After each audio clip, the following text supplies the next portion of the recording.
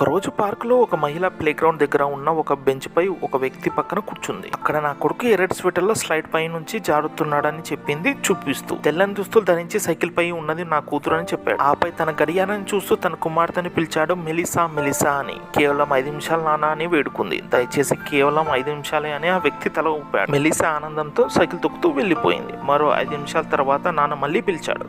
ఇప్పుడు మరొక 5 నిమిషాలు నాన్న అని వేడుకుంది. ఆ వ్యక్తి నవ్వి సరే అన్నాడు. సార్, మీరు ఖచ్చితంగా ఓపిక ఉన్న తండ్రి అని ఆ మహిళ అన్నది. అప్పుడు ఆ వ్యక్తి బాధపడుతూ తనకు జరిగిన ఒక సంఘటన గురించి చెప్పసాగాడు. తన కొడుకు టామీ రోడ్ యాక్సిడెంట్ లో ఒక తాగుబోతు డ్రైవర్ వల్ల చనిపోయాడు.